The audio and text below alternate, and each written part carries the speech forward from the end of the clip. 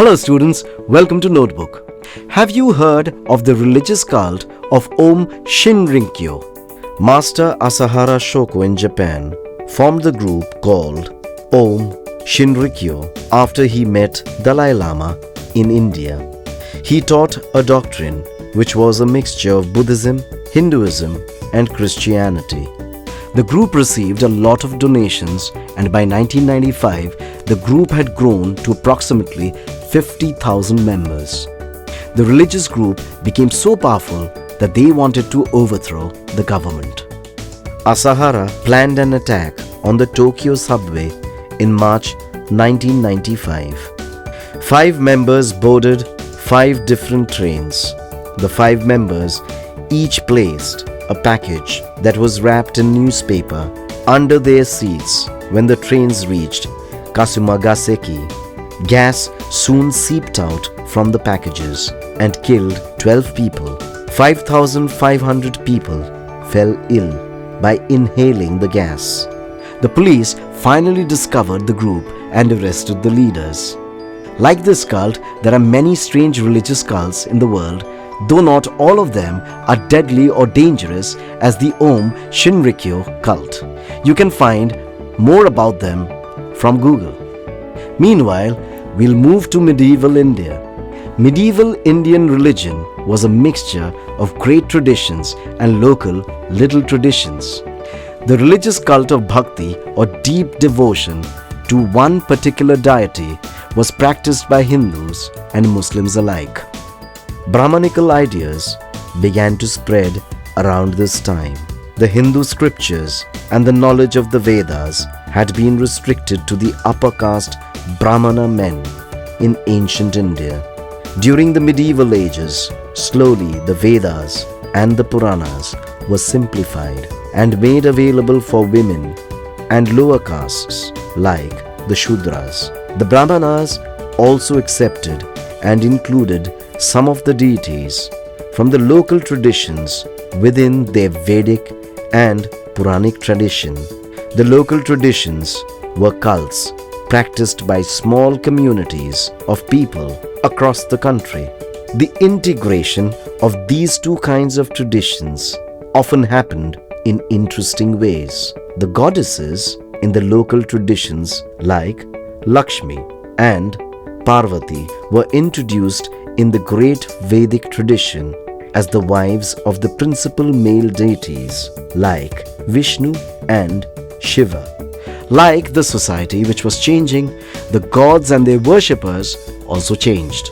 Major gods in the Vedic pantheon like Agni, Indra and Soma became less visible or lost their previous popularity and importance. The followers of Tantric tradition did not accept the authority of the Vedic traditions. Some of them formed separate groups and worshipped gods like Vishnu and Shiva. Each religious group or cult established the supremacy of their gods and goddesses. They undermined the importance of other religions and religious figureheads. There was constant conflict between the Alvars, who worshipped Vishnu, the Nayanars, who were the followers of Shiva, the Buddhists and the Jainas. We can see that the devotees did not learn tolerance and secularity by worshipping their respective gods and goddesses. However, these new tantric traditions were not elite or restricted to the upper sections of the society. Women and men of all castes and classes could belong to these religious cults. They believed in equality and unity within their own groups or traditions. The Nayanars and Alvars came from various social backgrounds. They were Brahmanas, artisans, cultivators, and even belonged to the lowest untouchable caste. They protested against the rigidity of the Hindu caste system and tried to reduce the dominance of the high caste Brahmanas. The Alvars composed an anthology of devotional compositions called the Nalayira Divya Prabandhan. It was equated with the Vedas and was called the Tamil Veda. Ideas and practices of the Tantric tradition spread to the eastern, northern, and southern parts of the Indian subcontinent. The new worshippers practiced Bhakti, or absolute devotion to a single god. They sang and chanted devotional compositions in the simple language of the common people for their gods and goddesses. They reached a trance-like state of ecstasy or supreme happiness while singing these songs.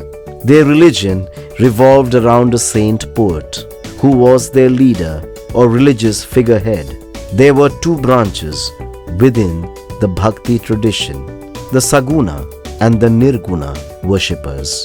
The Saguna worshippers worship deities who had form and attributes like some goddesses or devis, Shiva, Vishnu and his avatars or incarnations. Nirguna Bhakti was the worship of an abstract form of God. We have already seen that the different religious groups fought with each other. The Nayanars were very hostile or unfriendly towards the Buddhists and the Jainas. Why was this so? Historians have pointed out that the Bhaktas or devotees depended on royal patronage for their survival. The powerful Chola rulers between the 9th and 13th centuries supported Brahmanical and Bhakti traditions. They gave the devotees land grants and constructed temples for Vishnu and Shiva. The rich peasants of the Velala caste also supported the Nayanars and Alvars of South India. They were even supported by merchant and artisan communities. The Chola kings ordered and financed the building of magnificent Shiva temples at Chidambaram, Tanjavur and Gangaikonda Cholapuram. They decorated the temples with beautiful metal and stone sculptures. Artists and sculptors were inspired by the vision of the Nayanars. They made spectacular bronze sculptures and statues to represent Shiva. The kings introduced the singing of Tamil Shaiva hymns in the temples they built. Inscriptions carved on the walls of a Shiva temple tell us about the saints Appar, Sambandar and Sundarar. The Chola ruler Parantaka I had consecrated the metal images of these saints. Like the Alvars and the Nayanars in Tamil Nadu, the Virashaivas or the Lingayats started a movement in Karnataka. The Virashaivas worshipped Shiva and they wore Linga. Who led the movement? The Virashaiva movement was led by Brahmana minister from the court of a Kalachuri ruler. His name was Basavana. The Virashaivas were known as Lingayats because they wore the linga in a silver case on a loop strung over their left shoulder. They also worshipped Shiva, the linga form. What do we know about the Virashaivas? The Vachanas or sayings composed by Kannada women and men tell us that the Lingayats were progressive thinkers who did not believe in the Brahmanical idea of caste and social pollution. They discouraged early marriage and encouraged remarriage of widows. Besides this, they believed that the devotee unites with Shiva after his or her death. So they buried their dead instead of cremating them. North India was ruled by the Rajput states. In the early medieval period, the Brahmanas dominated these states for a long time. At the same time, new religious groups like the Naths, Jogis and Siddhas emerged from the artisanal groups like the weavers. These weavers grew in power as their crafts were recognized and wanted in many parts of Central and West Asia. Trade links with these places created interest and demand for their crafts. However, the situation was different from South India. These new religious groups in North India, however, did not receive the support of the rulers. How did the situation change? The Turks came to India and the Delhi Sultanate was established in the 13th century. The power of the Rajput states and the Brahmanas associated with these states declined as a result. The culture and the religion of North Indian states started to change after this. Little traditions or local cults became prominent. The role of Sufi saints was crucial in changing the culture. We'll learn more about the Sufi tradition and the religious beliefs of the new rulers of the Delhi Sultanate in our next video. Till then, think of all the gods and goddesses who were worshipped in the early Middle Ages in India.